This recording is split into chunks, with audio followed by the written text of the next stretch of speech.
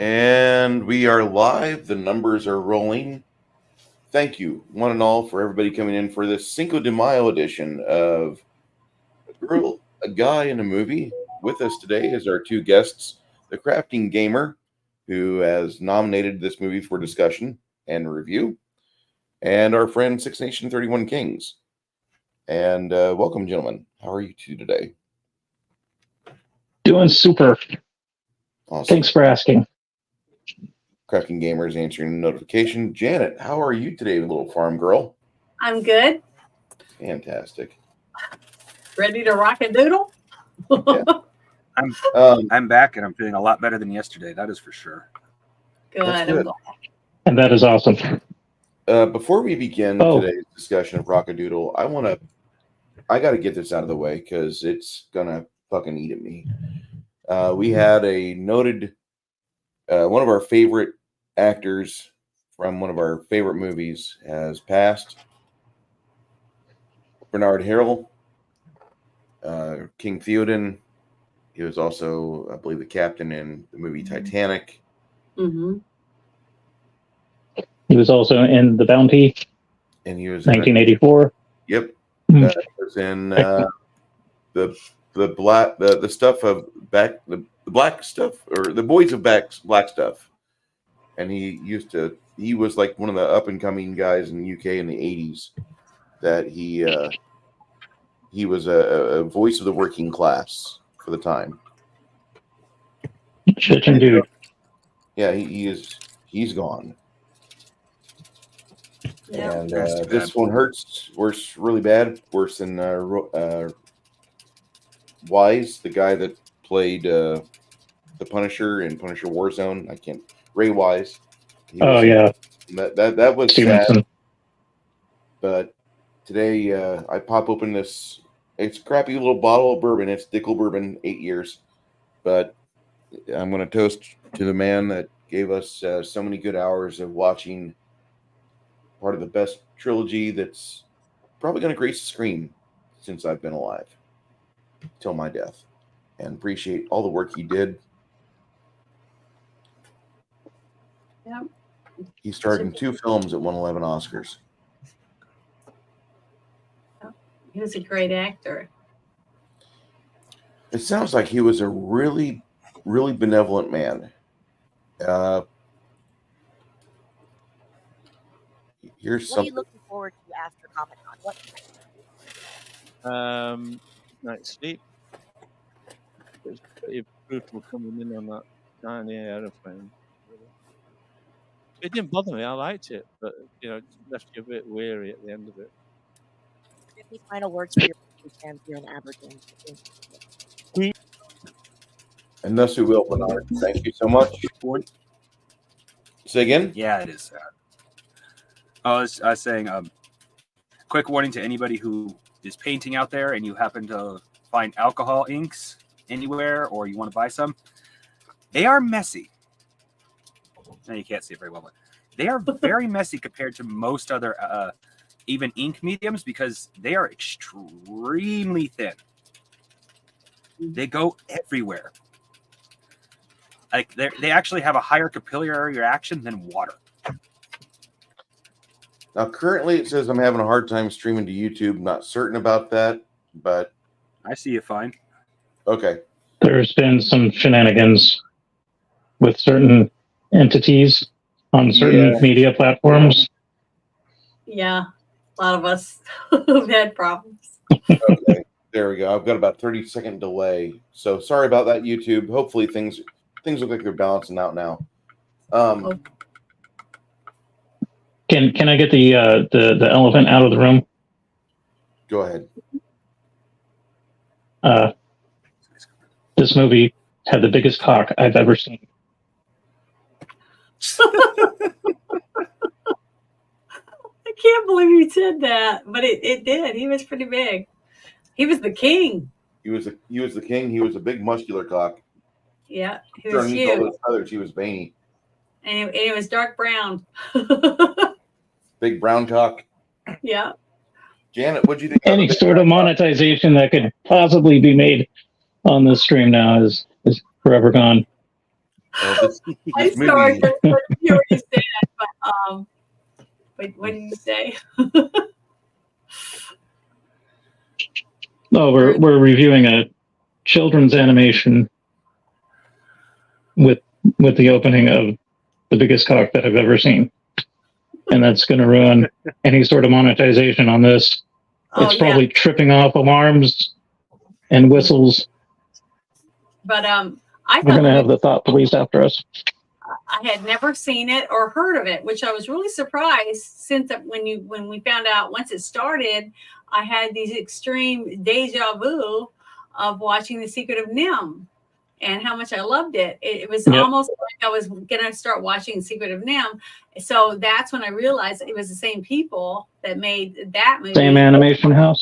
Yeah, the same people, because so many things in this movie brought Secret of NIMH into my mind again. So it makes me want to watch The Secret of NIMH. I can't help it, but I love that movie. It was so good. And even though I've never seen this before and I'm a grown up, I thought some of the scenes were very scary. This is a Don Bluth movie, and if you ever saw a Don Bluth movie or any work he did, his work was never really a kid's movie. No, Black Cauldron, Secret of NIMH. Secret of NIMH. An American Tale and Land Before Time were, but did he make The Last Unicorn too? No, that was Rankin Bass. Yeah, Rankin Bass did that. That was a good one. What did you say, Cracking Gamer? I'm sorry, sir. I would say I labeled this as a kids movie when I first described it, like heavy kids movie, because I grew up with this kind of stuff as being a kids movie. I mean, of course, it didn't help. At 6 years old, I seen Alien and didn't get nightmares. So the chat's never heard of my view of what is a child's movie might be a little skewed because of that. So I don't feel so bad anymore. It's probably because it's technically an independent studio, so it wouldn't get the same coverage as would Disney, Pixar, that sort of thing. Was it independent? And this was also early, technically. Like, it wasn't a major studio. Oh, yeah. But it worked with major studios, either on the side with animation or with the kid movies that came out in the early 80s up until the 90s. I was really impressed with this movie. I just watched it, heard about it for the first time in the last couple of weeks. Didn't even watch a trailer for it. Janet gets dressed up for it, so I'm like kind of bamboozled, like which cowgirl, country girl, farmer's daughter. Well, the thing is, when he told me about the movie and that it was going to be a cartoon, I was like, well, I want to dress up in theme at least, but I hadn't seen the movie, so I didn't know, what to wear. So I just thought, well, I'll just wear my overalls. And I made my a promo earlier. If you want to show it, you can. But I made a promo, and I had one of my real chickens, one of my little Bantams with me. I tried to do it with a rooster, since the movie is basically based on a rooster not crowing and causing it to rain and rain. My rooster would not be good. I mean, he was just making all kinds of racket, even though he wasn't wiggling around, but he was hollering at me and stuff. So I just put her back in there and got the little girl out and held her because she was nice and good and so sweet. So that was one of my real chickens that I have, and she makes little tiny eggs about that big. But she's a doll, and I just love them. And I'm teaching them how to walk on a leash. So once I get that down, I'll make some videos with them walking around on a leash. But, I was really impressed. You had a cute little trailer, with your little trailer, your little chicken. She was cute. I had no idea you having problems with your big brown. Anyway, I thought it was a very interesting little trailer. I'm like, okay, this is the most I know about the film, whatever. And I uploaded it to YouTube under your discretion. And then we start the movie, and I'm watching it. I'm not really paying attention to it for the first 30 seconds. And then I realized, like, this is Don Bluth. I've got to watch this. And it's that animation style. The animation style just absolutely pulled me in. Like I was watching another rerun, another rewatching of Secret of NIMH, and I just could not get away. It was so good. And It's like Secret of NIMH without the nightmares. I don't know. I don't know. That Duke, the Duke was scary as hell because he's like the one-eyed owl from Secret of NIMH. Well, That's where if you've seen Secret of NIMH, you'll see that and you go, oh yeah, there's the correlation there.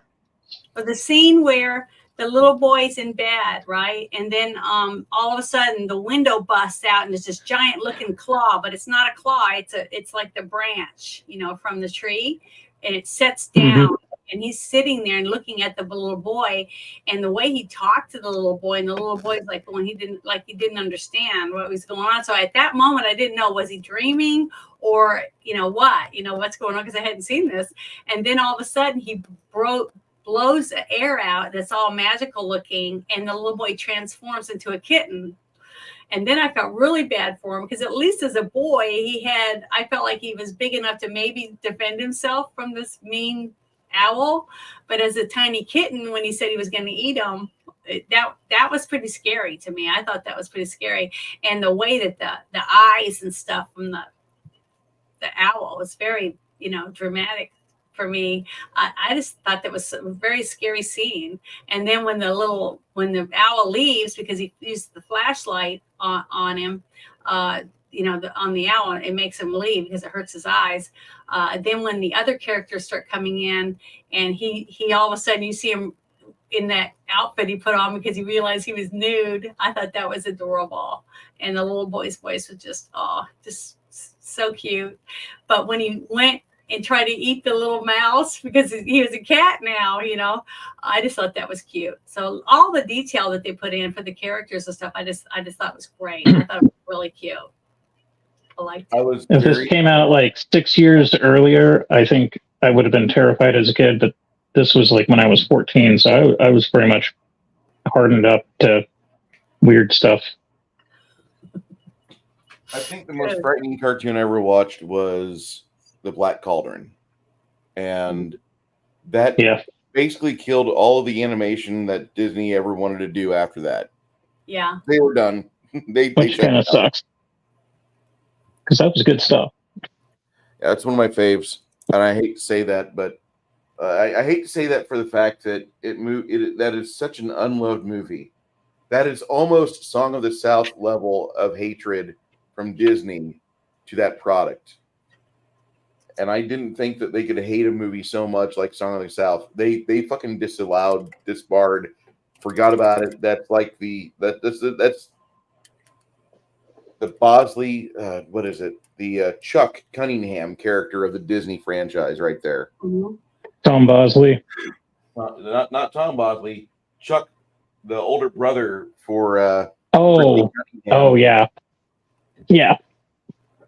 After season 1, we never saw him again until Death Wish 3. Actually, saw him before that, but he didn't really make a big impression for me until Death Wish 3. That's another movie. Well, the opening scene before the owl comes in, before the little boy fell asleep, when the mom is reading a story to him about the rooster when he didn't crow, that it started raining and the sun wouldn't come back up, even though Chanticleer, the rooster, that's the name of the rooster, left because he was heartbroken that his friends and stuff were making fun of him because the sun came up and he hadn't crowed yet. So he realized that because he crows is the reason why the sun comes up. So I thought that whole concept was pretty interesting. And then it starts to rain. And it rains and rains and rains, and it's flooding everything. And the dad is hollering to the other boys, his 2 older boys, to help, and the mother to help get the cow that's stuck in the mud and all this stuff. And the little boy's watching through the window. And that a little bit after that is when the giant claw comes into the window. So it was very dramatic leading up to that scene. So that's why I was like, he must be dreaming. So once, for this part of it, because you never know. It's a movie. It's supposed to be you don't know if it's fantasy or what's going to happen. But the whole scene when it started raining, it was so gloomy and sad, and all you see is the mom in the truck, and she opens the door, and you see this rush of water coming toward her. So you don't know whether it's flooding out there and stuff, or whether any of them even get back in the house. and the little boy's fantasy starts. Okay. So I just thought, oh, that was just very dramatic. And I don't know if I was to tell someone else to watch it, I would tell them to, I don't know, maybe you should watch this movie and judge whether or not how old your child should be when they watch it. Because to me, it's still a couple really scary parts in it, even though I'm a grown woman. But that was scary. So, but if you're not a Gen Xer today, so that I could represent all the word of range. caution. So I guess I could trade my hat, take it off, and if you're a parent and you're not a Gen Xer, definitely review it before seeing or letting your kids sit in front of it. Yeah. As a Gen Xer whose parents didn't give a crap, They were it was sink or swim.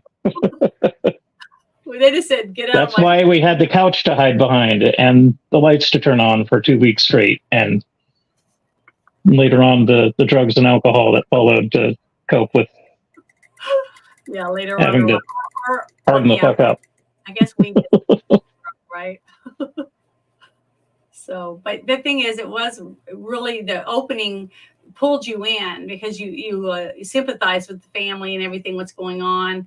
And when the woman talked to her little boy, I was like, a spark went off in the back of my head. I was like, that's the mom from E.T. That's what I was thinking. And then, but her face didn't match. So I was like, why would they have her voice and not have her in the movie? But so I thought maybe, wow, she just sounds a lot like her. And then at the very end, when you see the mom talking to her son again, I could tell a little bit that it wasn't quite synced up, that it was a voiceover by Dee Wallace portraying the mother's voice for the movie. So I just thought that was really cool that I remembered her voice, but that's who it was. So it was good. It was good. But anybody want to, interject before we go to the next part of the movie? Go ahead. Talk organically, guys. This is. Yeah, that's what I'm saying. This was a good, wholesome movie, and it was refreshing to see it. Yeah, I got all giddy when I heard the music starting, and then I saw those little swirling letters and the clouds and the starry sky and stuff. I got all giddy because it instantly reminded me of how I felt when I watched Secret of NIMH.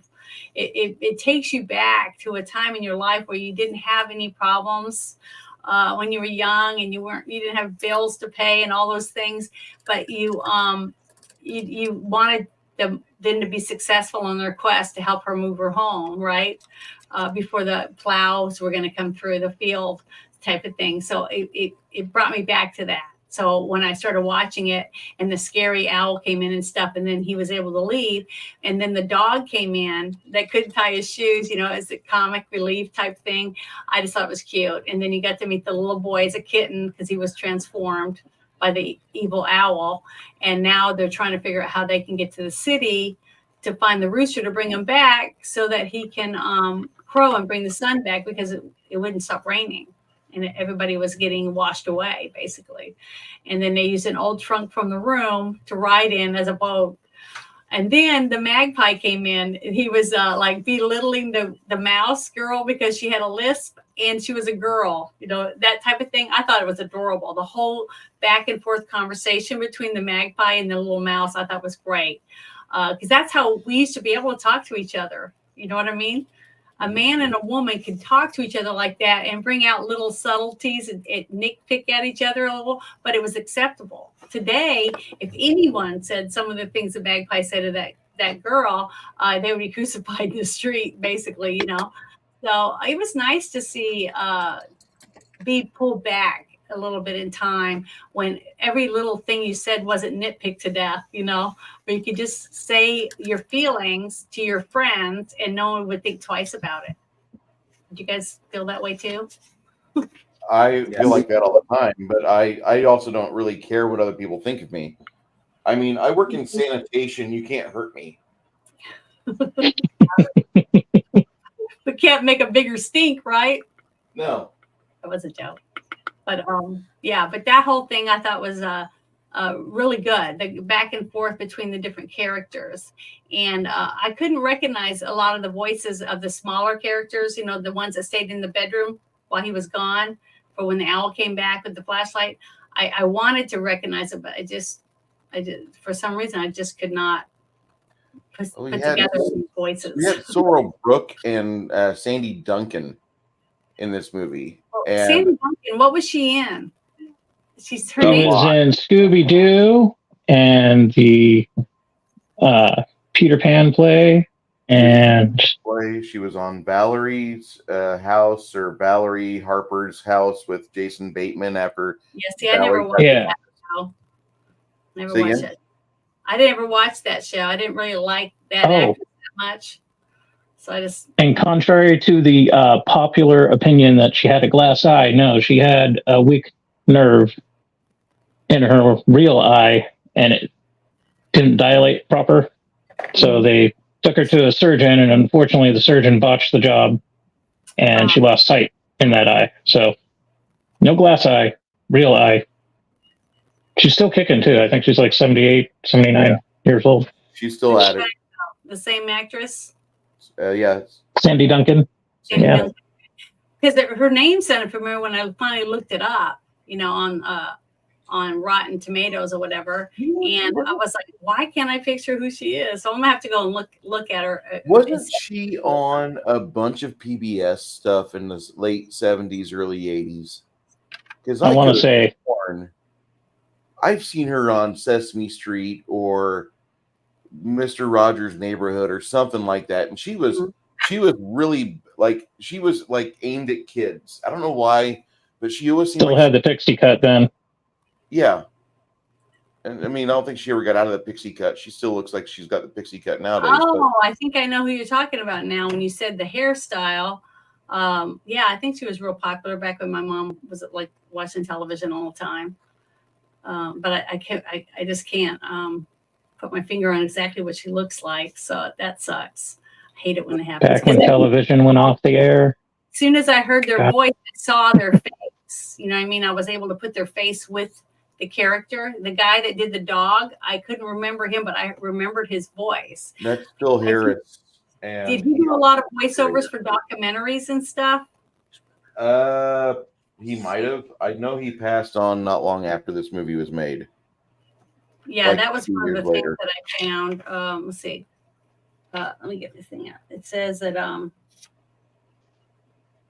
it's on the notes over here. Okay. What was the name of the actress that played the pheasant? Goldie. Ellie something. That's Ellen Green. She was in the movie Ellen Green.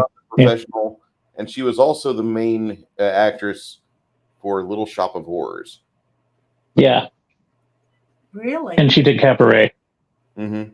That's why. She was a singer. Cabaret is.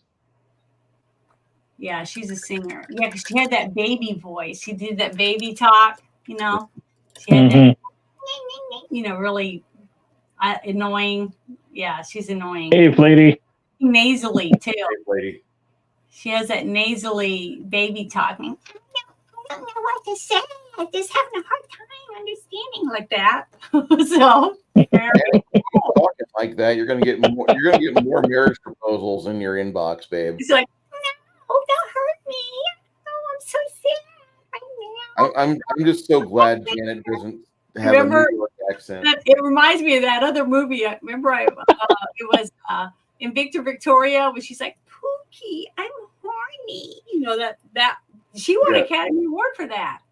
Yes. So I guess men like that ditzy talk. We do. We like that stupid shit, okay? I don't know why. Some men do. Ellen Green paid houses and cars with that stupid voice and those wonderful breasts. 50-50, like it depends on the mood. Like if it's constantly every day, like yeah, I'm gonna go out. All the time. So I'll be back. I don't know later. if I get being around her all the time. You know, she's very. I would get like, I can't take this. I'm gonna scratch my eyes out or my ears off. So I had to hear that all the time. But yeah, I was very surprised when the singer started for the rooster started singing, and I was like, I knew in the back of my mind that it was supposed to be Glenn Campbell, but I was like, who is this singing? This is not Glenn Campbell's voice. I only remember one song by him, and it was Rhinestone Cowboy, and that was not him. So I was like, it's kind of like Glenn Yarborough with the Bilbo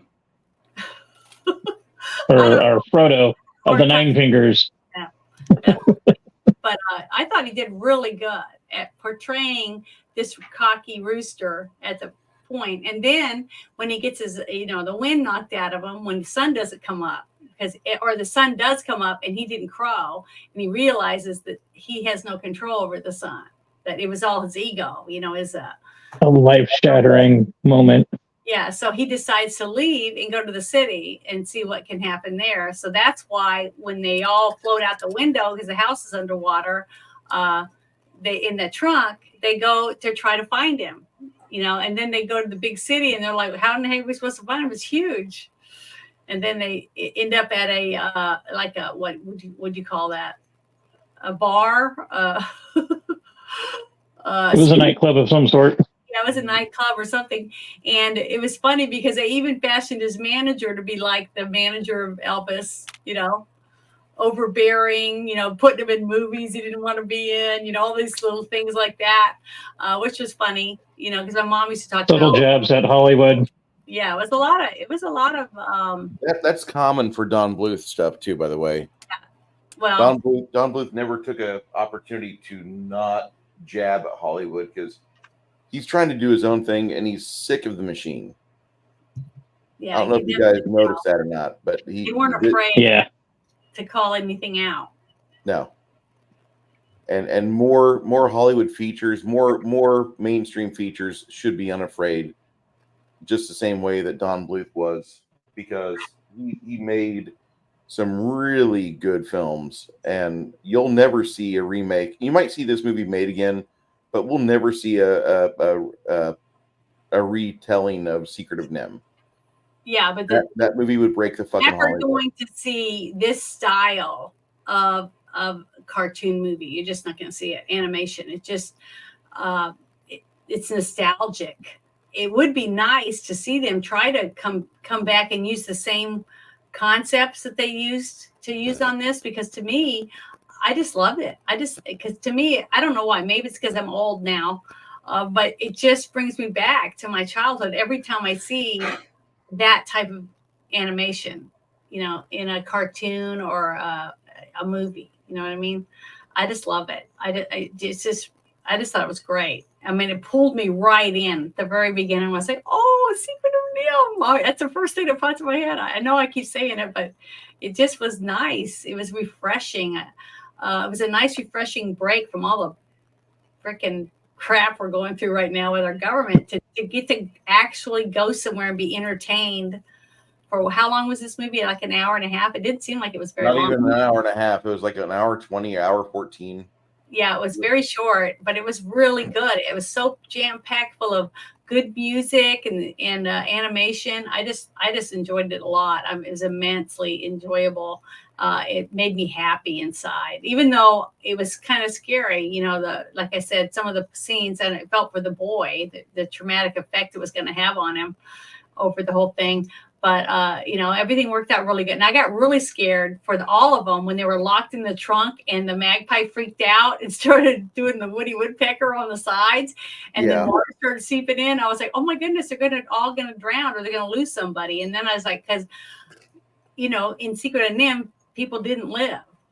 Some people died in it. And that was sad. I remember, boy, I was heartbroken over that old dog for a long time. Same thing with Lady and the Tramp, though. When we thought the dog died in the end, when the carriage tipped over and landed on top of him. Remember?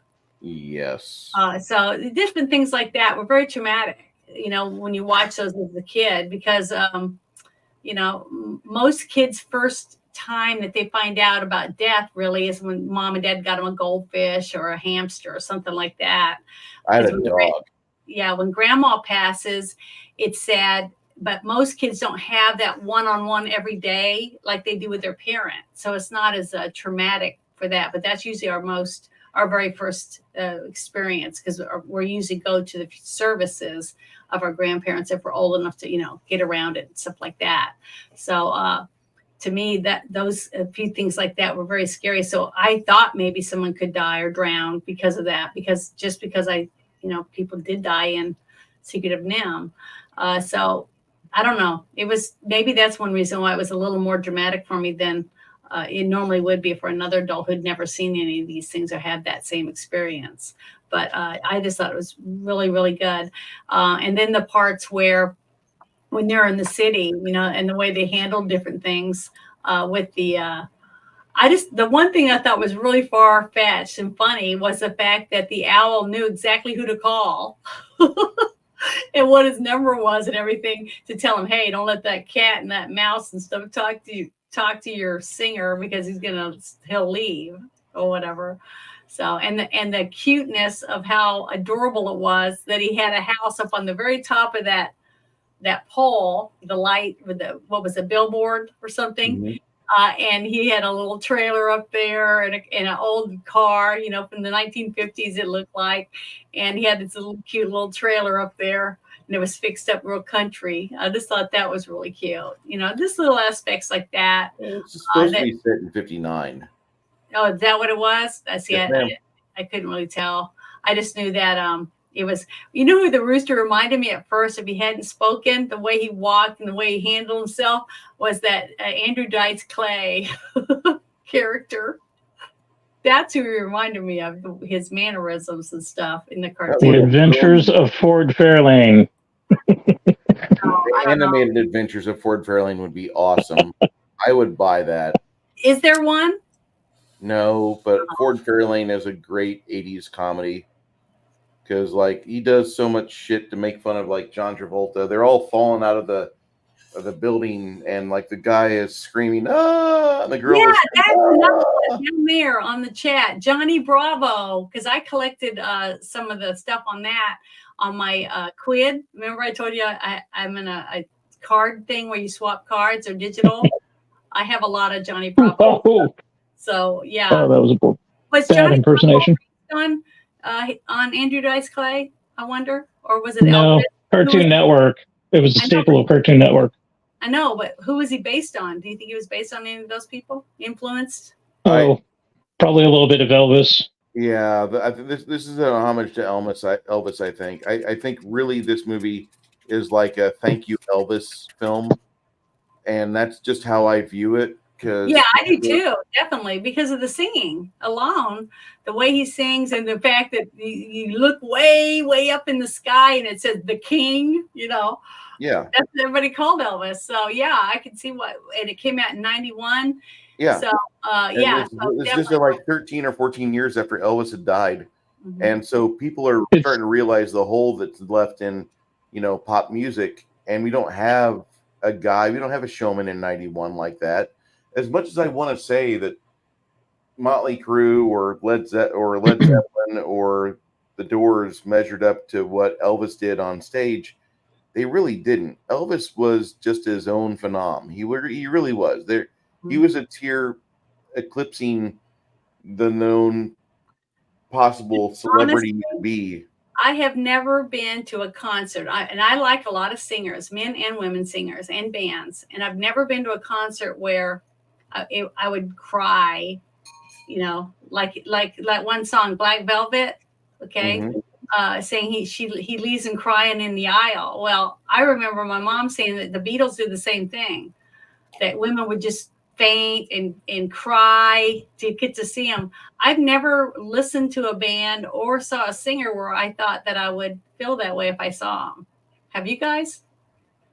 Elvis was a big part in my mom's family. I'm not my saying mom's side was all country. Anything. I'm not trying to say that. I'm saying, would you feel like, oh my God, this is the best moment ever to get to meet? I don't know. His rendition of Suspicious Lies, that resonates with me. My grandparents were all into his gospel, so during Christmas we'd be playing his gospel CDs. Mm-hmm. But yeah, if I was around. Why is that? I was going to agree with him, and you laughed at it. I always think they're a great band. No, they're okay for like Nickelback. 2 a.m. Are they the ones that sing the song "Photograph"?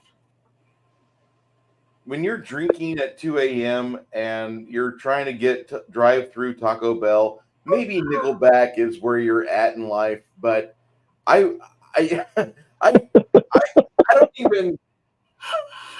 don't have a disrespectful shit in my ass that could compare to what they do to music. Okay. I think I'm they're not good. sorry about that. I like some of their music. I bought their first album because it was sent to me by Columbia fucking House Music, okay? And that's because Bruce was an idiot. I had 13 CDs for a penny, and all I had to do was buy one with nothing to buy more ever. And what I do, I kept it for 4 years. Nickelback's the Bud Light of music. That's mean. It is. It's a Bud Hey, Light. my friends bought me Britney Spears' first album, like when she went popular as a young adult, and it was a gag gift. So every time my girlfriend was over, I'd crank up the music and we'd get it on, and it would annoy the hell out of my housemates. That's how you get revenge on that sort of thing. Well, Split the gag.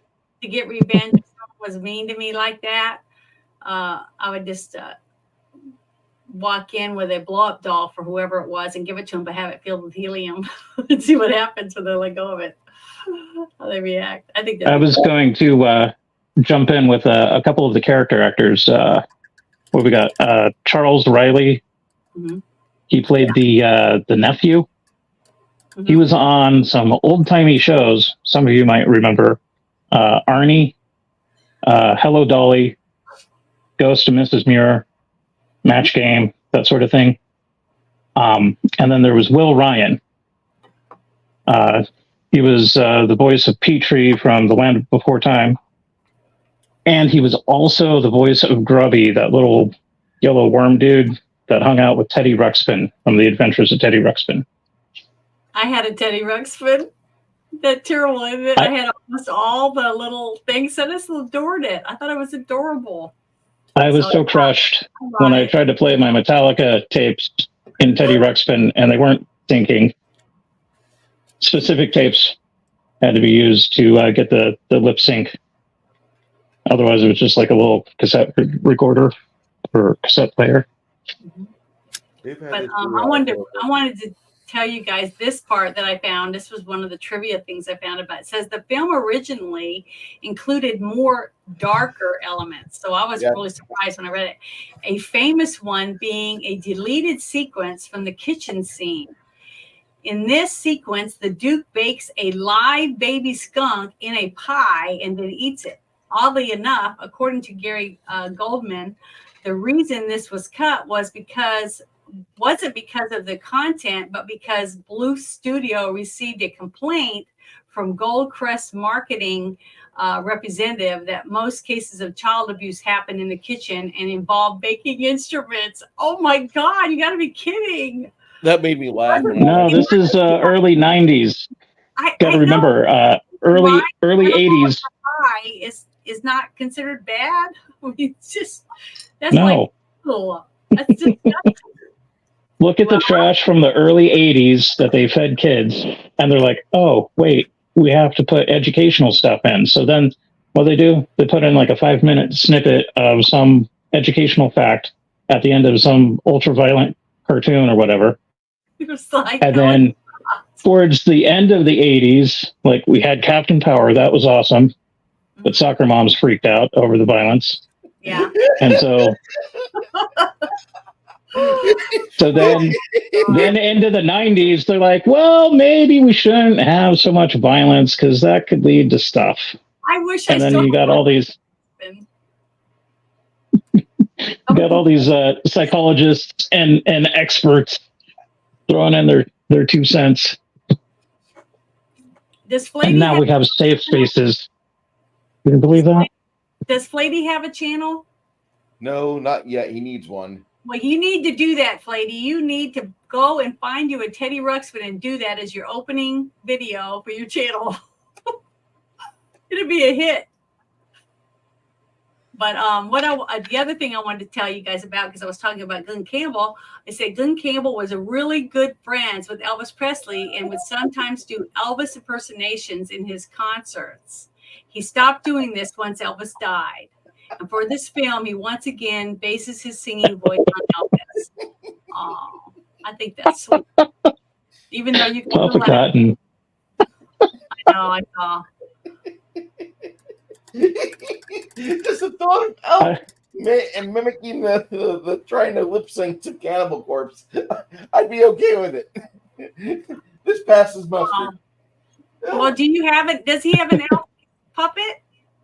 No, I don't think he has it right now. I think it's going to spawn a series of searches on eBay and Amazon. But Papa Cotton and Flatey need to get together and team up to do some videos like that. I think it'd be really entertaining. I'll sign up. Sort of Poopus, how you doing, sir? Hello, sir. Hi, thank you for joining us. Miss you, my friend. And then there was this other one, another thing I found. It says the final scenes blending live action with animation was inspired by the popularity of it in Who Framed Roger Rabbit in 1988. Wow, was that long ago? Gosh. Yeah, don't say that. Don't say that.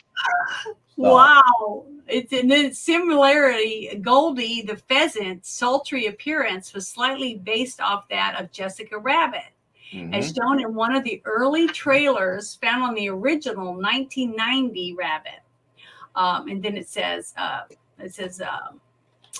VHS release of All Dogs Go to Heaven in 1989. Goldie was the originally given a large cleavage identical to that of Jessica Rabbit. However, after mothers at the test screenings were scandalized by her outrageous proportions, Bluth's animators Soccer moms. By Goldcrest Films, who censored Goldie's cleavage. Oh, well, that's good. We could have had animated pheasant boobies. Yeah, but I think she was beautiful. But no. Except her voice. The voice did get the denied. Have a lot of lines because that gets on my nerves. So Pookie, I hate that shit. So disgusting. But I know a lot of girls that do that. And it says Pinky the fox, the sinister and greedy manager of Chanticleer, is based on the late Elvis Presley's band manager, Colonel Tom Parker. I knew that for sure. Yeah, and it does say that this was his last role for Phil Harris that he ever did. He passed in 95, a few years later. Yeah, it says the Duke's... I think it was heart attack related or something. Yeah, pulmonary, I believe. Well, he smoked. He was 91. Let's give the man a break. Yeah, he was smoking cigars all the time too, wasn't he? He always had a drink. Smoking. Yeah. So, I believe he was a smoker. I believe he smoked. Who wasn't a smoker? It wasn't until 2005 that it became trendy not to smoke. Sandy fucking Duncan was not a smoker. Yeah. Well, there's exceptions, granted. It says go ahead. Go ahead. But if you were like my age and watching movies from the 30s, 40s, 50s on, everybody smoked. Everybody smoked everywhere. Yeah. We smoked on planes. I mean, I remember I was riding a plane not very long ago, I guess maybe 10, 11 years ago, and it had ashtrays in it still, in the little handles on the plane. It was an old plane, I guess, but it had ashtrays in it still. But maybe and they still flew better than the current Boeing stuff. I bet they did too. But I wonder if they still use a lot of those planes in other countries. Are you allowed to fly and smoke in some of those other planes? Probably not anymore. See, that's what I'm saying. I don't know. But it says the Duke's breath power, emitting glowing geometrical and space-themed shapes, was to avoid it from being a single glowing color, which children may have found too frightening. See, I thought it was pretty frightening with all the stuff in it, too. That was very scary. When I realized that the Duke had been given powers like that, I'm like, this is really going to scar kids. And I hope to God we put this on more cable. Because no offense, your kids are special. They need scars. Your kids need to fucking experience death. Your kids need to have like their favorite puppy die. I'm sorry. When I was 4 years old, my mom told me, what did you see today? Well, I was outside. I only saw 7 puppies. What happened? My mom was like, well, one of the grain trucks ran over the 8th. And so the next day I got to go outside and bury the dead puppy, which, like, when you're 4 years old, boy, that's a fucking endeavor. Well, the thing is, it's a fact, though. We shield children too much today. I really think so. I think that's why children are so gullible and easily controlled by other people. It's because we don't let them experience anything. We don't let them dig in the dirt anymore because it's too many germs. We don't let them play outside. We can't. Oh, don't drink out of the hose. That might kill you. I drank out of the hose like gallons of water a day when I was a kid. So I don't know. But, after watching the movie with your children, then you go down the Eldritch Horror iceberg with how did the Duke get his powers? And then you find out that he's like a warlock or something. And yeah.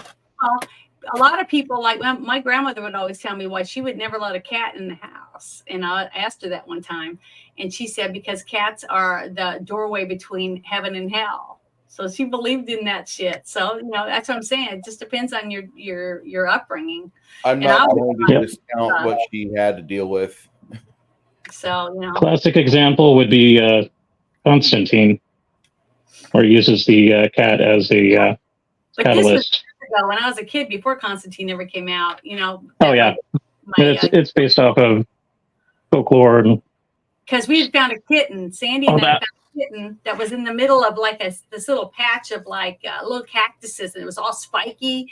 And I mean, it hurt when we got poked trying to get that baby kitten out of there. And we don't know how it got in. We think someone threw it. One of the kids down the road threw a kitten in there, and it was just sitting there stuck, with all the pins on it and stuff. So we reached in there, got all scratched up, it was itchy. Thanks, Nordipus. I'll inform you when I find some kids. Well, we took it.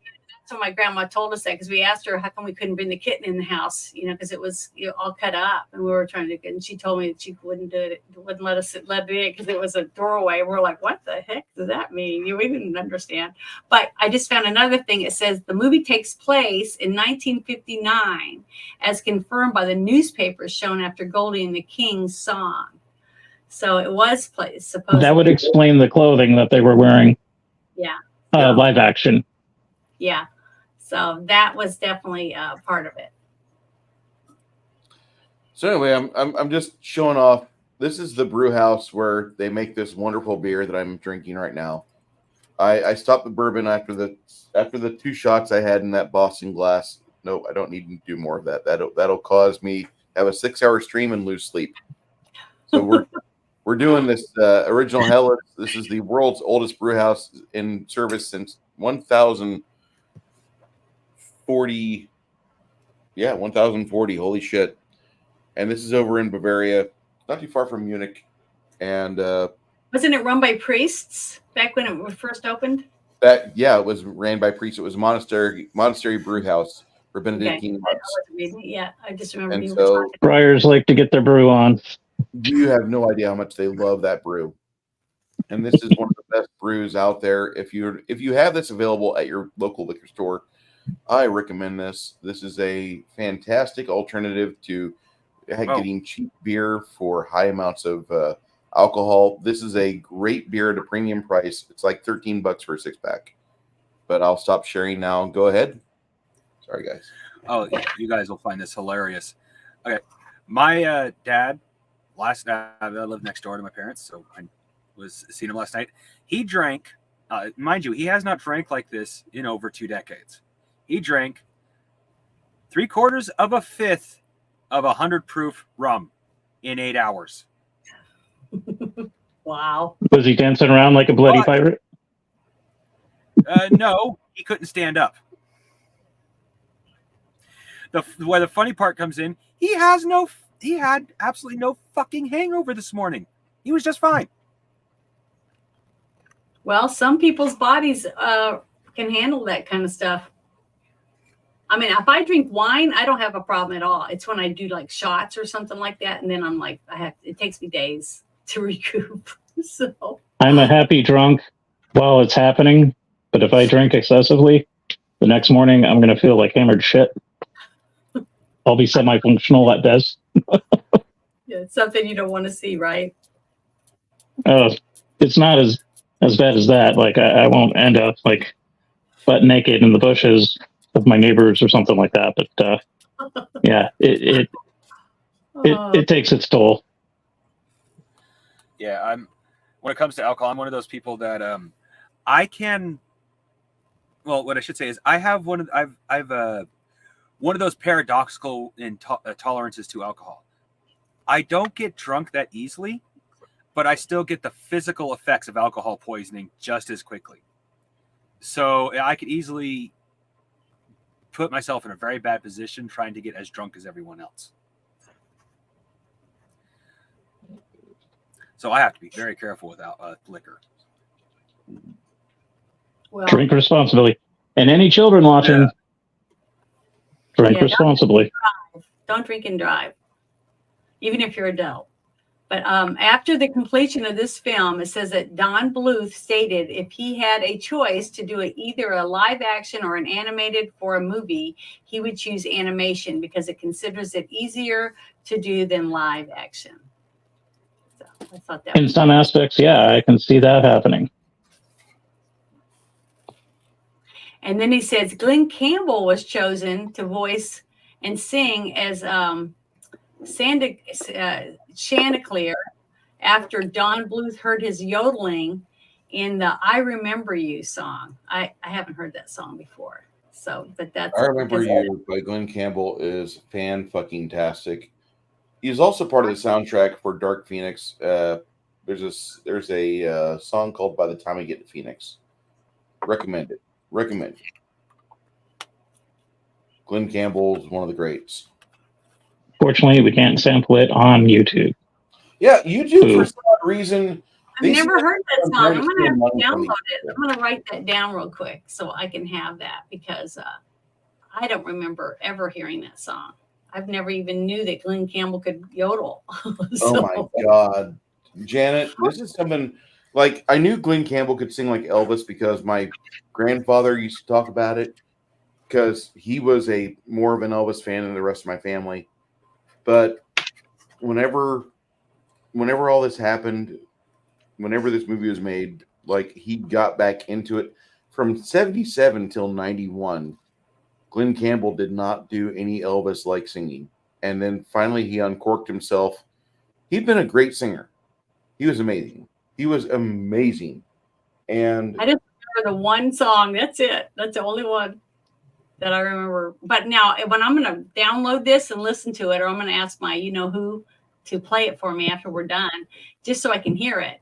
But I might have heard it already because my mom loved Glenn Campbell. So By the Time I Get to Phoenix is a must listen to, and that's actually in the crappy movie Dark Phoenix, the X-Men film that nobody should watch. Nobody, absolutely.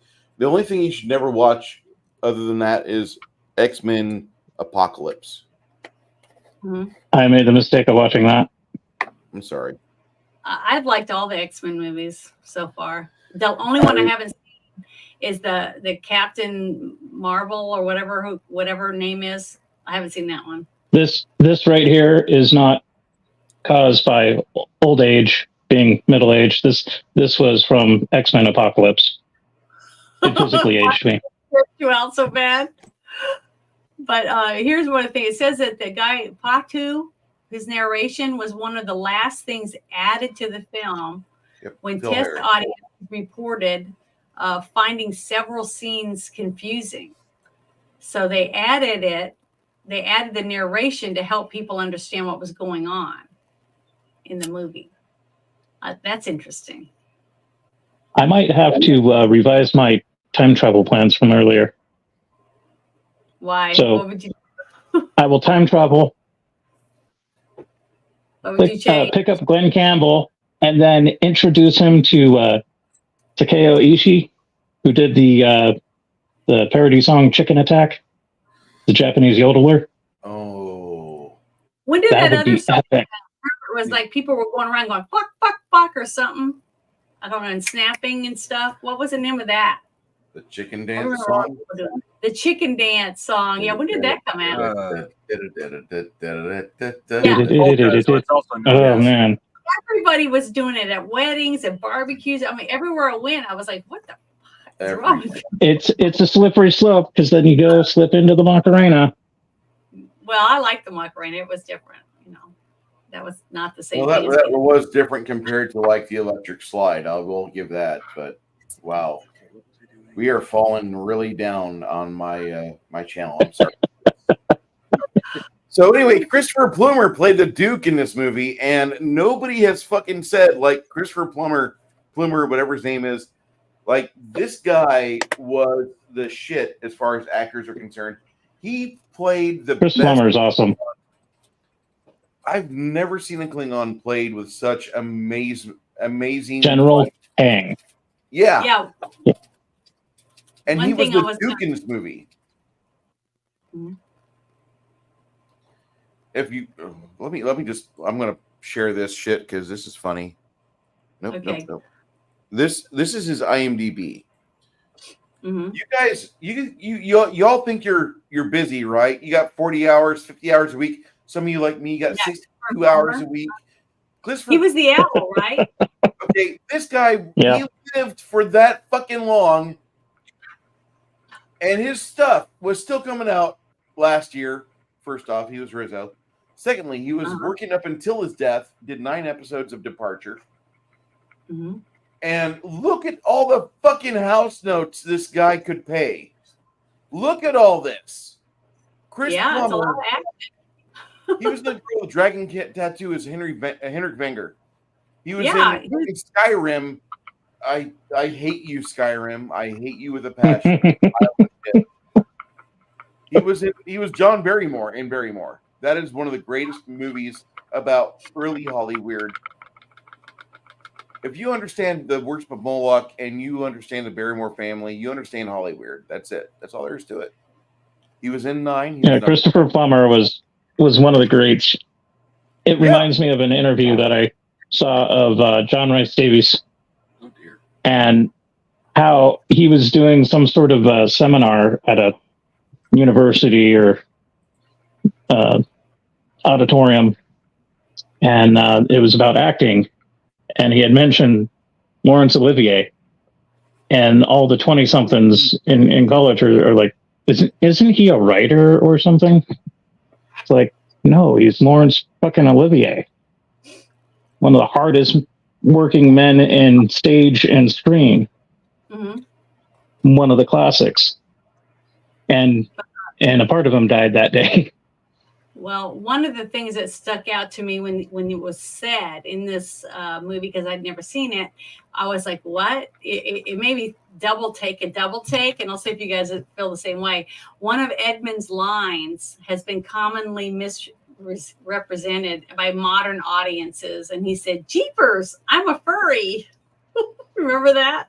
Yeah, but he didn't say I'm a furry. He says I'm all furry. I know, but it sounded like it to me that he said, Yeah, when yeah, he yeah. said, I'm a furry. Yes, yes. You're edgy so and cool. I went, what? You know, because I was like, Sadly, it didn't predate furries. Yeah, because he actually says, I'm all furry, but Toby Ganger's speech implement has Impediment. led, it has led some people to believe it was referring to the still developing furry community, which, you know, I talk about a few times because, you know, they have butt plugs and everything with the tails and all, you know, it's just disgusting.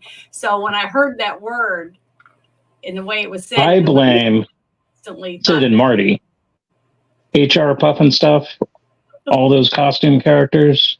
Yeah. Yeah, that's what led to the furry stuff. That and the acceptance. Y'all getting your freak on in weird, freaky ways. Listen, little boys really don't need to play with My Little Pony. We have enough things for them to play with at Ace Hardware, and they should go to Ace Hardware to get their toys. But they don't have toys at Ace Hardware. Exactly. Go learn a fucking drill. But this was another thing I found that I thought was interesting. It said Don Bluth, who had grown up on a farm, especially uncomfortable directing the scene in which Edmund's family saves a cow from sinking in the mud. The animal was heavily sedated to make her behave during the shoot, and Bluth needed constant reassurance that she was safe. When he went up to inspect the cow, who was named Abigail, Bluth's experience with cows allowed him to notice something the rest of the crew had not. The cow was pregnant. Bluth turned to the head grip and asked, "What's her name? What's your name?" And he said, "Clifford." Okay, the grip answered and said, "The wee one inside Abigail will be named Clifford." Bluth told him, "Make sure he stays alive." Both Abigail and her calf survived. Epic. I thought that was pretty interesting because, not a lot of people get to that are in Hollywood grew up on a farm. There's a few here and there that grew up on a ranch or whatever type in the country, but to actually have hands-on experience with a cow. But the fact that he swears, I don't know if it's true or not, whether it was a boy or not, that she was pregnant. So I don't know. I just thought that was interesting because how many directors actually give a shit, about any animals that are on their set? I don't know. That's what I'm saying. Because you usually have multiple. You have multiple. Talking about animals, like the director doesn't give a shit about the actors. What are you talking about, Janet? Yeah, I don't mean the animals either. It's just a prop for the movie to be finished, basically. I thought that was pretty good. Did we get the shot? Good. At least the cow wasn't a bull. Dumb people can die trying to milk a bull. That's true. What was his name? Darn, I can't remember his name right this second. I'll have to remember. But he milked a cow on a TV show. Or he was being interviewed while he was milking a cow. And I'm trying to remember what his name was. He's on X. He does a lot of stuff on X. And I cannot remember his name. I just went totally blank. So maybe I'm not supposed to say his name. That's why God said, no, don't say it. So I guess I won't. But yeah, I just thought some of this stuff was really interesting. Because remember, I said it was very dramatic to be a kid, be watching the farm flooding, and the animals were getting stuck in the mud and we were having to use a vehicle, basically to pull it out of the mud. That's how bad it was, the rain wise. So all of that dramatic stuff was pretty intense, I thought. And then he woke up the next morning and it stopped raining. And, they got the cow out. It was muddy looking, though. At least they did that. They had a muddy looking yard and everything, to fit what supposedly had happened all through the night. So I thought that was really good. But yeah, overall, I really liked this movie. I thought it was very good. I thought it was very good for kids. I'm not saying I would have a 6-year-old. I would say maybe 8 and older is what I would recommend for some of the scarier things that happened in the movie. But besides that, I think it's still a watchable movie. I don't think it was bad at all. Well, I think this film is a success on a lot of levels. It definitely goes into the suspense or horror aspect of what you want to show your kids because it's still a fairly safe movie. It really is. But there's a lot of this film that is, when you look at it, the scenes, they are fucking scary as shit. Like, what's going on here? When the owl opens his mouth and the magic stuff comes out. Like, wait, what's going on here? And there's so many other things in this movie that are just wrong on so many levels where they have Goldie. Goldie, you're going to completely bamboozle the king and make him, Chauncey, or he's going to fall in love with you. And just get him wrapped around your finger. Just completely maneuver him to where he's unable to have a thought that's free of your boobs or what. That's why they made her boobs smaller because it was too hot. Boobs smaller. The fucking scandalous cunts out there that got butthurt about this shit. Fuck you. Oh, that was funny. I got upset about when I read that in the trivia. I said, wait, what? Ellen Green played a character that she had to have her character drawn smaller up top because There was some lady that was a Karen, or she was a concerned citizen, however you want to view it, and she did not want to have her kids staring at animated boobs that were gregariously drawn. Oh, dear me. Like, you can't go outside and not see that. Or worse yet, your public fucking school where you send your shitty tax dollars and your child to, don't send your kid to a fucking Queen Trans Day fucking read-along over at the library. Fuck off. This was like almost 10 years after The Last Unicorn. And if I remember correctly, that tree had some very large tatas. Mm-hmm. That Yeah. tree had great tatas. So, like, where did the shift in animated bosoms come from? Like you were saying earlier, I think it was because of who was going to be putting the movie out.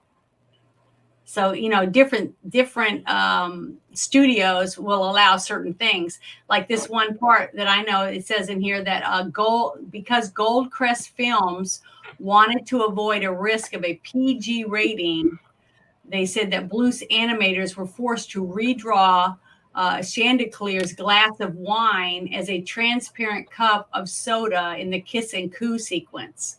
So when she was pouring the drinks in his mouth, to relax, they didn't want you to think he was drinking alcohol because they didn't want a PG rating. They wanted it to be rated G. So they were, Yet they have the scary stuff in it, which isn't really scary, but like parents should be with their kids in case they freak out. Yeah. To reassure them. It's just funny that different, you think about it, different studios look at different aspects of something and think, well, this is too much, but this isn't. You know what I mean?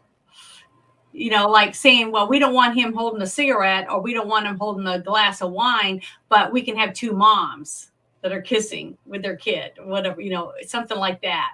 So to me, it's just funny how some things are okay and some things aren't, depending on what, it's just like whatever crowd you're in. If you're in this crowd, they accept this. But if you're in that crowd, they don't accept that. They only accept this other. See?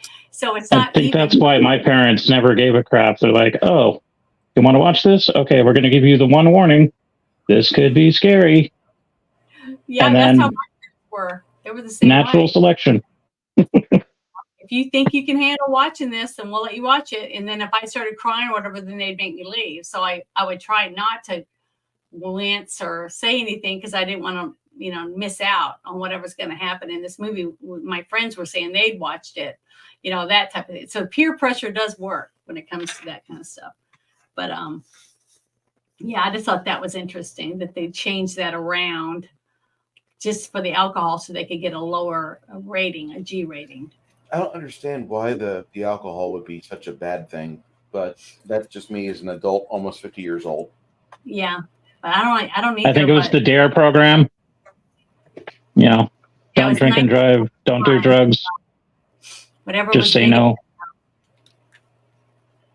It says in the Swedish dub, all of Chanticleer's songs were performed by the Boppers, and Chandelier's voiced by Jerry Williams, the lead singer of the Violinettes. Never heard of them. Never heard of them. Goldie is voiced by singer Pertilla Wahlgren. I don't know who those people are. So they redid the singing and stuff like that for different singers for the movie to be released, you know, in Sweden. So, you know, that takes money.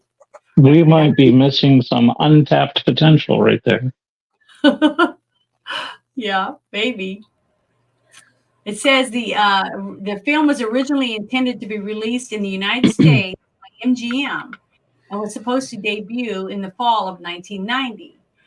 Then was moved to spring of 1991 before MGM dropped the film altogether. The Samuel Golden Company, a Golden Mayer company, subsequently picked up the film and scheduled the film for spring of 1992 in the United States. But in 1997, MGM purchased Samuel Company and said that they acquired the North American rights to the film. So after it was released, that's when they purchased it. So they didn't really do that much with it when it first came out.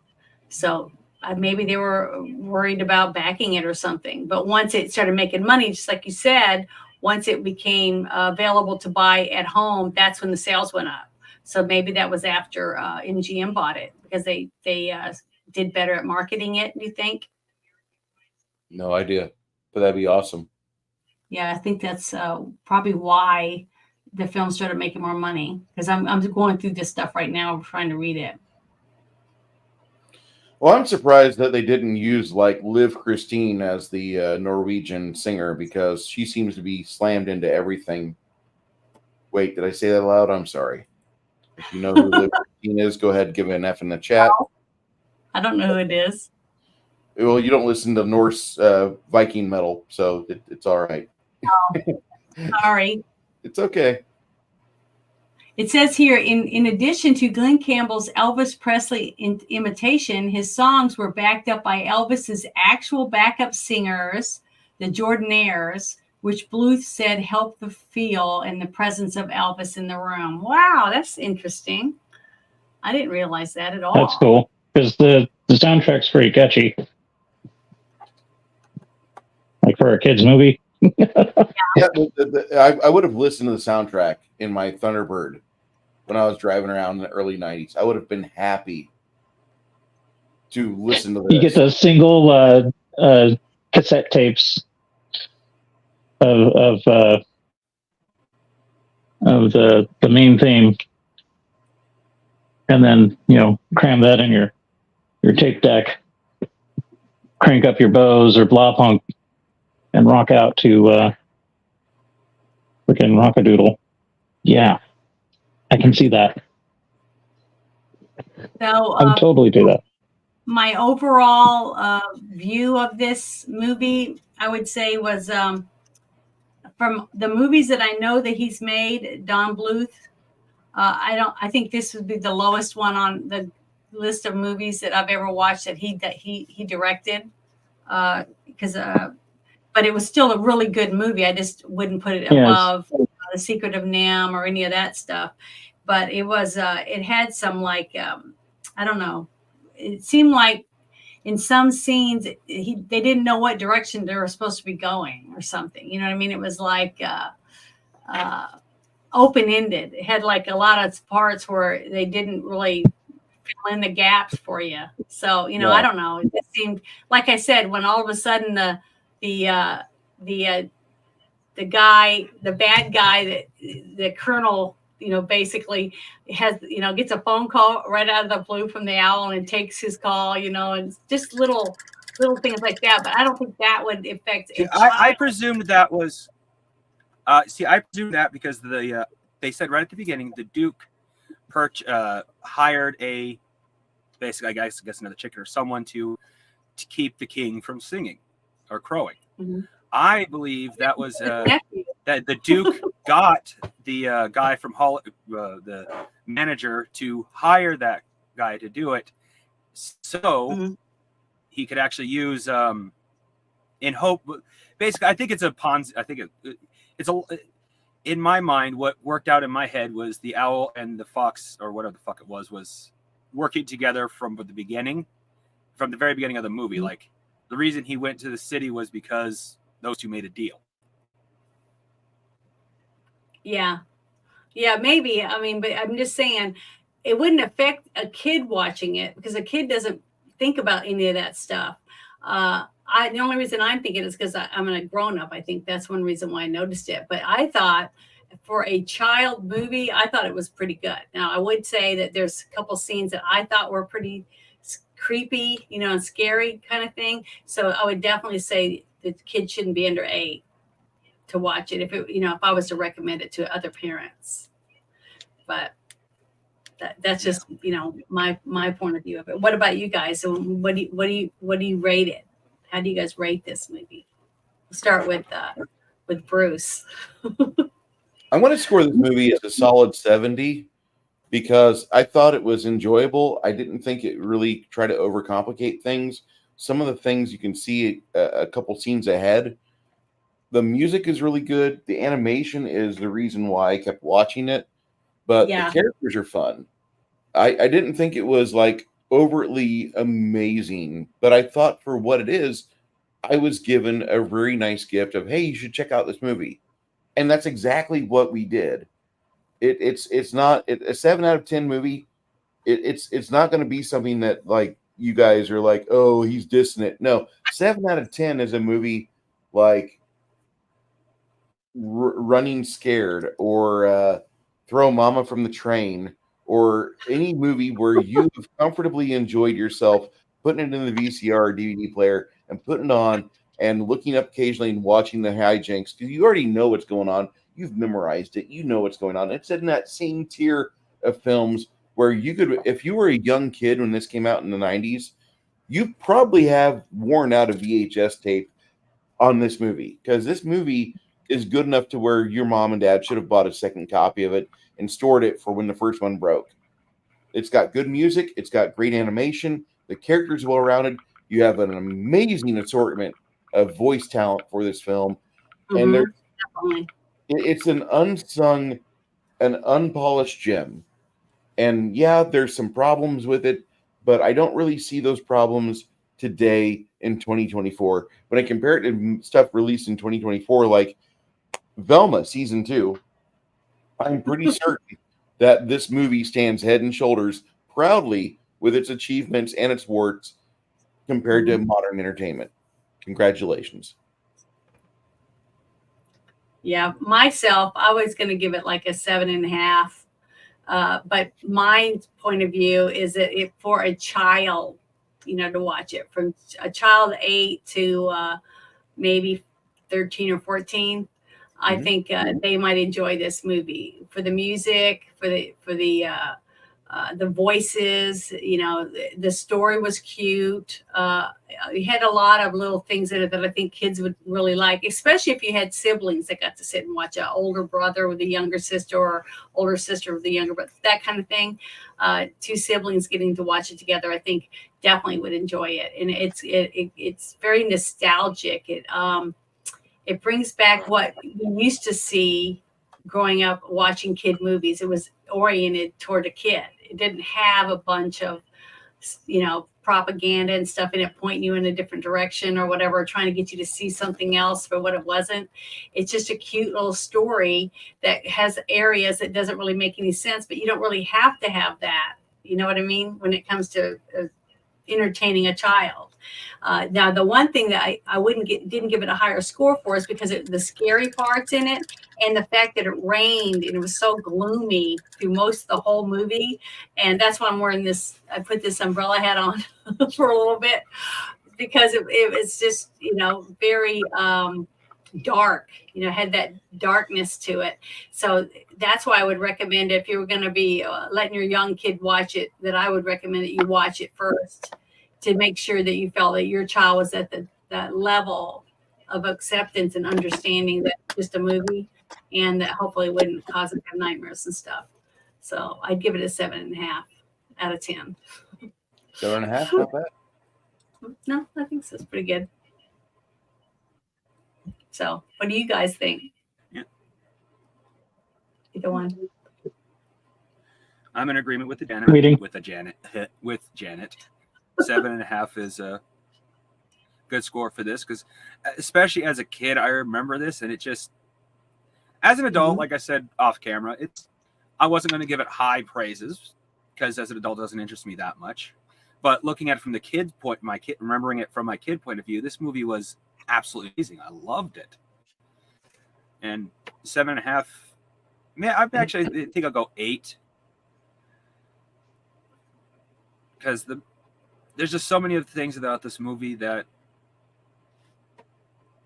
feels awesome to me as a kid. Because, yeah, the owl stuff can be scary. It also really just revs up your imagination, especially if you're a kid like me that spend most of your time outside. Seeing a magical owl just like makes you wonder what other magic might be out there. Especially one that can affect the real world. Yeah. See, I'm also one of those people who is a firm representation of curiosity killed the cat. If we were living in more dangerous times, I guarantee you my curiosity would get me killed.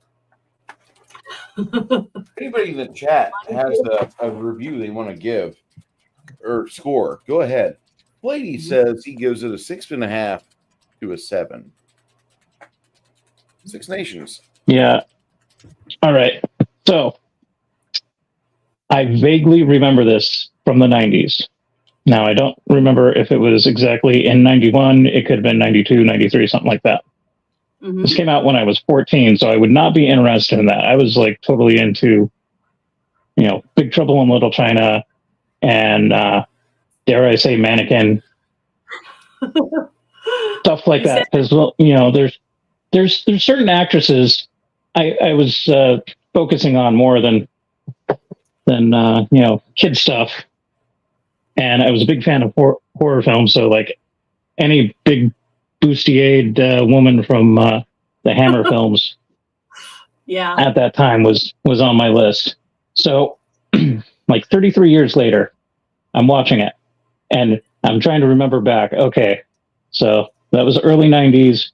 My buddy was buying his first Laserdisc player. And I think we saw the cover of it. And I was like, oh, Rock-a-Doodle. Couldn't really tell that it was a Bluth film from it. Mhm. And I just kind of passed it on. Seeing it now, it brought back all the nostalgia feels of the early 80s.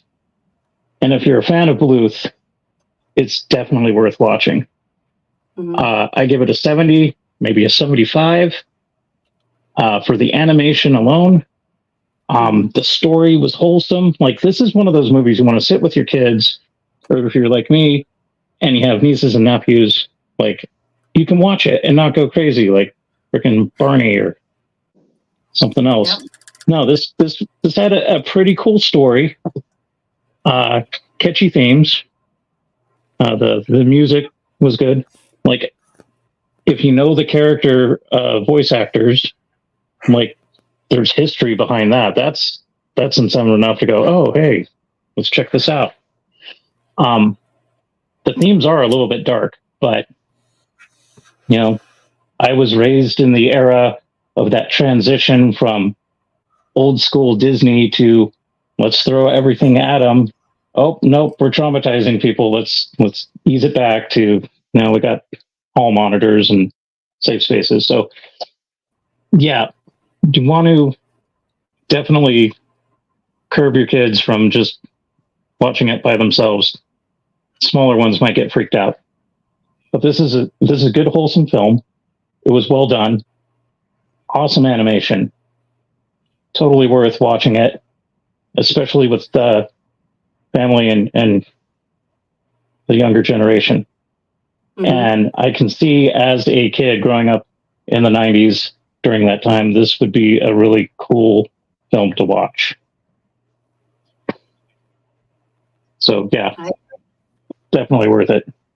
Yeah, everything you said, I 100% agree with. It's exactly. It was very nostalgic for me from the very first moment I heard the music and started to see the very beginning opening scene. It just took me way back and made me feel giddy. I was like, oh, this is going to be great. It was really fun. It was a fun movie to watch. Yeah, And I liked it a lot. Yeah, I had a nostalgic feeling too. I'm sitting there watching it going, I remember that. Oh, I completely forgot about that scene. And then we get the chase scene in the theater, and I'm like, oh, yeah, I remember that. I completely forgot about that until I re-seen it. It's like, oh, yeah. It was the voices, though, that too, also. Just hearing that's one thing I really like about a lot of these movies that have voiceovers or narration is that just narration and things like that can pull you into something without even having to really visualize it. What they're saying pulls you into a feeling or a thought that you'd forgotten about, and little things like that. And then just hearing Dee Wallace's voice also was very it just pulled me in to that realm of movies, E.T. and things like that. So it was very nostalgic for me, not just because of the movie and the animation and stuff. It was also the voices that you get to hear while you're watching it. So I just enjoyed it. I thought it was really, really good. Oh, hi, Caroline. Thank you for Caroline for joining. Congress. Thank you for stopping in. But yeah, I thought it was very cute. I thought it was just a really good family movie, and we don't have that much option for that anymore. It just seems like everything now that's oriented towards children, it's got so much bullshit added to it to spoon feed you and your kid into believing all this crap. And it's nice to know that we can still go back in time a little bit, grab some movies and bring them home, and or even download them now since we have streaming. Exactly, lady. Exactly. It has Rondo in it. It means it's got electrolytes. And that's what plants crave. Yeah, I remember that. What was the name of that movie? That Idiocracy. Pauly Shore in it, right? We are living in idiocracy. Idiocracy. Pauly Shore in it? Is that the one? No. Or no? Oh, no. No. Why was I thinking it was him? It's okay. Who was in that movie? So When you said that line. That movie, it doesn't matter who's really in it because it's a bunch of fucking liberals, but Mike Judge wrote it, and it was funny. Mike Judge is freaking awesome. Funny. I could have sworn it And was he's got decades of content. Oh, well, I don't know everything. I'm just a person. But what was fun was all this anticipation. I kept wanting to look it up to see, what I should put on, because I knew that from the little bit that I got to see or in the snapshots or whatever of it when you guys were talking about it, I was like, well, it's country. It's called Rock-a-Billy. It's about a rooster that leaves a farm. So I guess I'll dress up as a farmer. So I was going to show you guys. Really did dress up. I am wearing overalls, shorts, and I have cowboy boots on. All right. Brought to you by Bootbill. Because my dad. I'm wearing my daddy's shirt. This is my daddy's shirt, and it says. We should watch the Dukes of Hazzard. And these overalls are mine. I've worn them many times. But these boots I got from my dad. I talked about. I think I even posted pictures on my ex because I was so excited to find them. And when I took them to get their heel repaired and the little loops so you pull them up, and they're big, so I have to wear big thick socks with them. But they were my daddy's, and I got them repaired the best I could because they're like old Tony llamas. I think that's what they said. But I just wanted to show that I do dress up every single time I dress up. Now, Bruce gets to normally see my whole outfit, what I'm wearing, because you guys only get to see from here up. So I thought I'd show you. See, I did dress up country. I wanted her to stand up and show everybody what she has on because it's amazing. So, Janet can help cure testicular cancer. Oh, and the thing is, this hat I made years ago. It's made out of felt, and I was a scarecrow. So I thought, I got it. And then I also had wheat. I was going to be going like this. Howdy, y'all. I have some wheat because I have this wheat. I used to have it on my hat, like this, but it fell off. So because I was a scarecrow.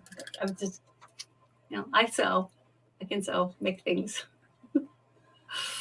But this was a fun movie, and I'm thankful that the Crafting Gamer asked us to watch it because it's another movie that I had never seen, and I was really surprised that I had never even heard of it, but I don't feel so bad now because I saw in the chat quite a few people never saw it either. So I don't feel so bad, but I'm glad I did watch it because it was a fun movie. Very nostalgic. Well, admittedly, it was when I first seen this movie, it wasn't because it's in my personal collection. It's actually my grandparents' collection. And my grandmother has an eclectic taste of movies. We're talking literally everything from Rock-a-Doodle to Japanese Godzilla. Wow, that's good. I like Godzilla. I used to watch reruns of Godzilla with my dad and some Star of my Trek. favorite movies. Yeah, for me, like D. Wallace is in it, so I watch this, hear D. Wallace, and be like, "Oh, I'm going to go watch The Howling." Yeah, afterwards. It's a good movie. So I was surprised that Really good.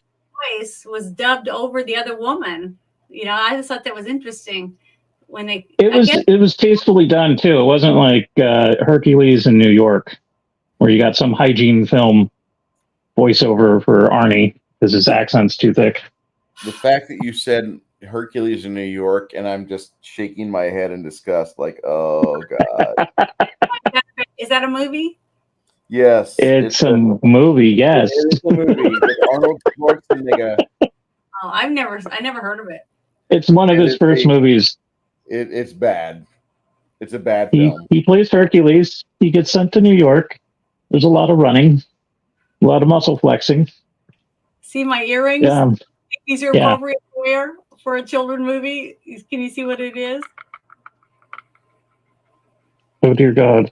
It's a gun with a teardrop coming out of it. So I just wanted you to see. Someone had asked me what my earrings were, so they're weapons. But I'm a country girl, so country girls work. We are in America, and we do have that Second Amendment. But yeah, thank you guys for hanging out with me today and letting me, because now I got to get dressed and go to the gym since we're finished. Oh, and Snortopoopas, earlier you were saying that you have fur, but you're not a furry. Polar bears are exempt. Nobody messes with the polar bears. We're not going to tell them. Yeah, they're born that way. In fact, what was it that GM James last night said? We were talking about bears. If it's black, fight back. If it's brown, lay down. If it's white, go to the light. So, black bears, you can probably fight them off. Brown bears, play dead. And then polar bears, you are dead. They'll just eat you. Really that much bigger than grizzlies?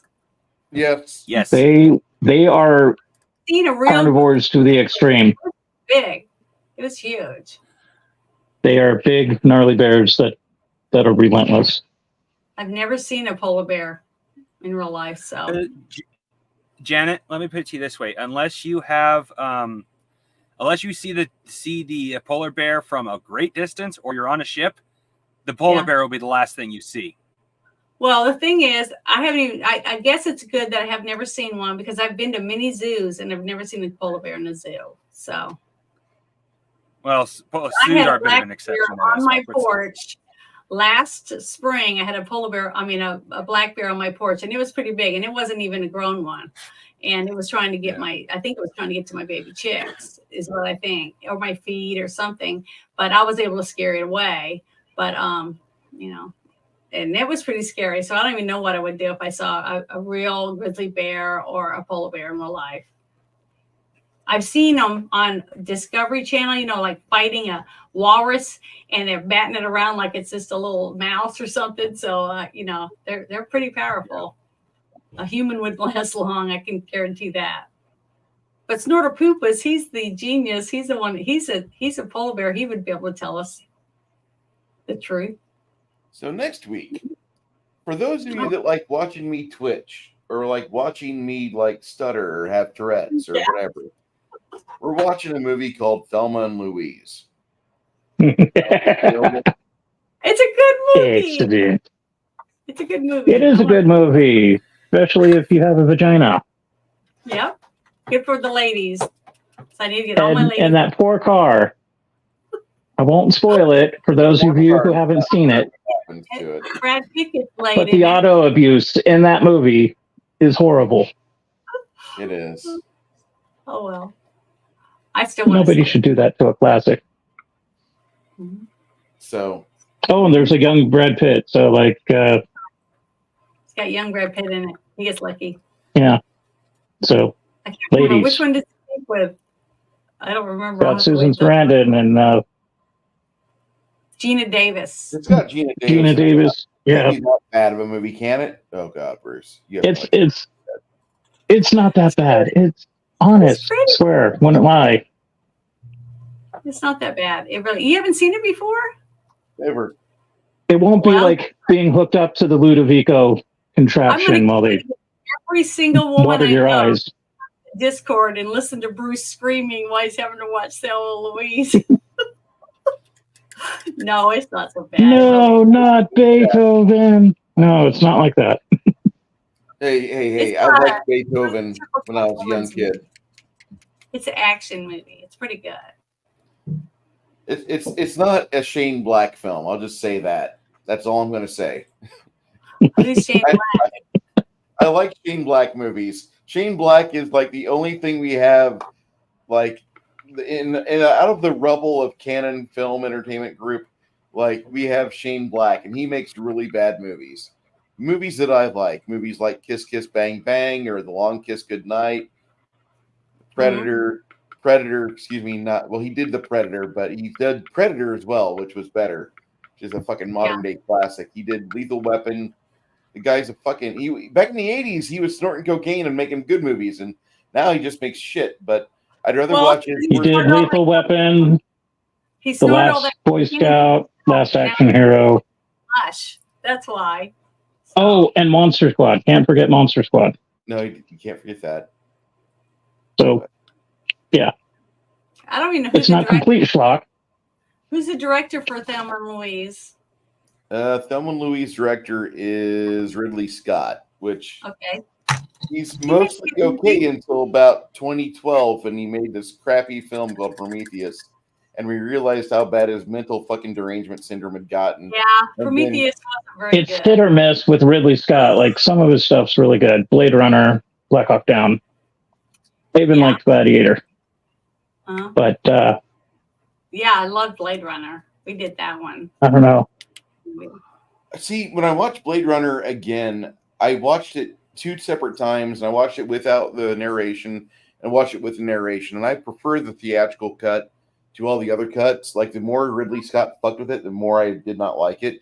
It's still a great movie without narration, but I really like it just in its basic format where because it brought back some good memories from the 80s when you popped it in the VHS and you had all those fucking amazing sets in front of your eyes. You're like, holy shit, this is miniature work on a masterclass scale.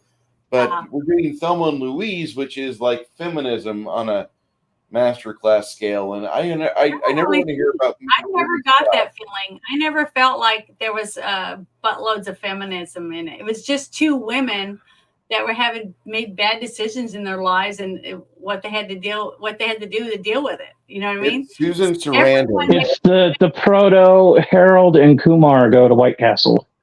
Because all the guys in the movie are not bad. See, if it was a feminist movie, every white man or whatever, every man would be a piece of shit. But it's not like that in this movie. I'll grant you that. Because what was that movie that we watched, and it was with Jason Statham, and he went back to that bitch girlfriend that he was trying to get her back or something. And I'm like, why? She's a piece of trash. Remember that one? No I don't idea. remember that. But the thing is, to her door, and she had another guy there. Okay. Are you talking about The Expendables Part 1? Maybe it was that one. It had Jason Statham in it. And that woman was a piece of shit. So I admit that there's lots of women out there that are just assholes, just like there's a lot of asshole guys. They're on both sides, and we have to defend each other. All of us normal people, us normal women and normal guys need to help each other. Make sure you stay away from them nuts on both sides because they're everywhere, Doesn't As matter the Templar in Indiana Jones and the Last Crusade once said, choose wisely. Okay, this is a question I get. I have not slotted out. Flady, I have not officially planned anything yet for the holidays. The closest I've got is the month of October. And the month of October. Openings up till October too, right? What? We have openings up until October too. Yeah, we have openings up until October. Let me show you the list here because I haven't finalized. I've got a list of like 70 movies on loose leaf paper, but I have 3 movies that are a definite. The films that are definite next week is Thelma and Louise. Then October 6th, October 13th, Ghostbusters Afterlife, and then The Witches of Eastwick. Yeah, that's the one I picked, and it's a good one too. I'm excited about watching that one again. Sorry, guys. And it's not because of feminism at all, because I am not a feminist. Jack Nicholson is the devil. Like, how could you go wrong? And they're witches, so they're all bad. All 4 of them are not good people. But it's still good. It's very entertaining. I like the way it works. So there's a hope that we could watch like Santa versus the Martians for Christmas, right? Never heard of that one. Santa versus Oh,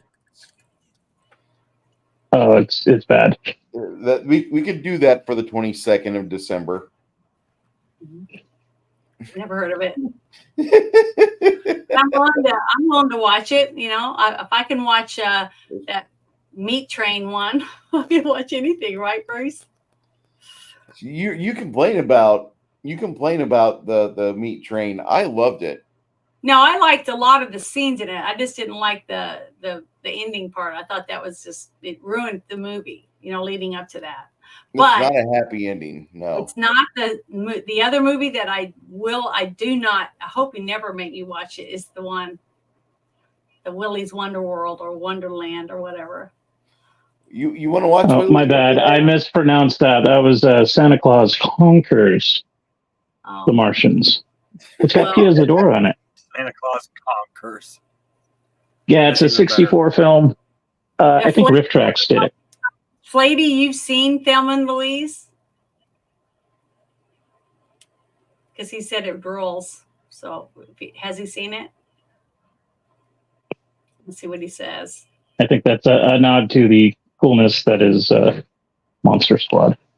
Yeah, I know, but so I was going to say, if you hadn't seen it, then you have to watch it with us in Discord. If you hadn't, but if you've already seen it and you don't want to, you don't have to. Yes, sir. It's time for you to start being afraid. Uh-oh. I recognize the miniature Bruce is painting. Uh-oh. You do? What is it? Yeah. Robot. It's a mech, actually. Yeah, he's out. The game it came from is for goblins. At least half of it. In the game it came, in the game it came from, it's for goblins, but Bruce immediately goes orc with it, so it's like, okay, well, it's his miniature anyway, but it's set up with guns and a nice melee weapon. Mm-hmm. Yeah, it's gonna pincher somebody with that, and then drill a hole in them, or cut them in half or something. Yeah, he's come real close on both games, taking some of us out. Gotten really close. Well, there was that one when I'm sleeping and four goblins come up and smack me in the head. I was seriously expecting to make a new character right then and there. Yeah, luckily I it was don't just know. a knockout blow. I don't think very many of us were even going to get out of that whole situation on that one at all, for real. So, which is good, you know, because he's trying to keep us on our toes, and I like that. I think it's good. Yeah. And I have died before, so I know I can die in the campaign. He's not going to not kill us. If we die, we die. That's just the way it is. That's reality of gaming, right? And when he has that evil laugh in the background, like he does on some of these things, he's enjoying himself. So that's good. I want him to have fun as much as we are. Thank you. You're welcome. But I want to say thank you to everybody for showing up and hanging out with us as we talked about this fun little movie. Cute little musical. Watch it where you have your kids watch it. That's my advice. This is not enjoy your kids watching this movie. That's what you need to do. Your kids, you need to see it first because it might actually be a film. Well, the kids are young. Yeah, it's some scary. It's got some potentially scary scenes. That's all I'm going to say. Mm-hmm. But I really appreciate everybody being here today. For those of you that were in the Discord watching it with us, that was fun. For those of you that don't know about this movie, I would recommend it if you've got kids. Mm-hmm. Definitely recommend it. Yeah, me too. Six Nations or Crafting, do you guys have anything to add?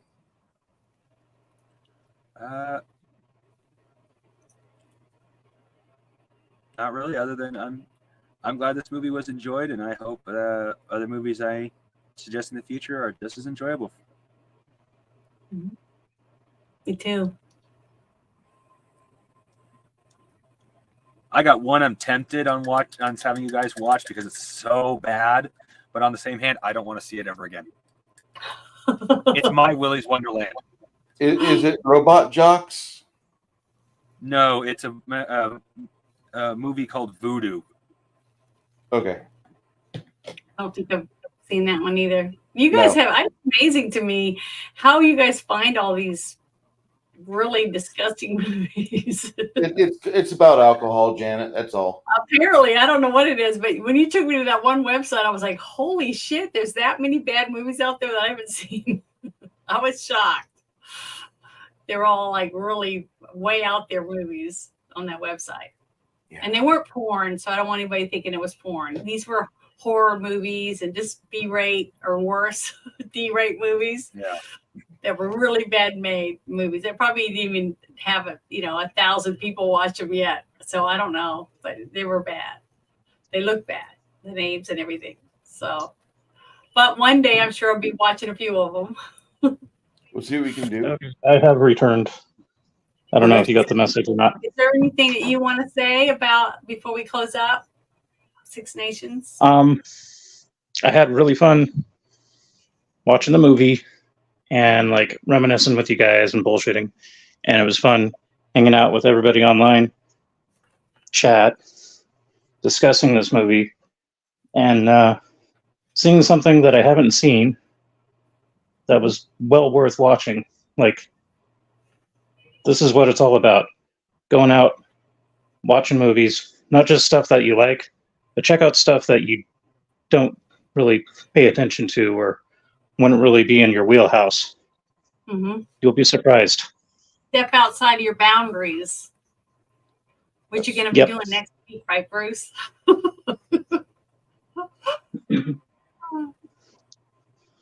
And this is how it was like throughout the 90s and early 2000s with my friends that were working in movie theaters and video stores and stuff.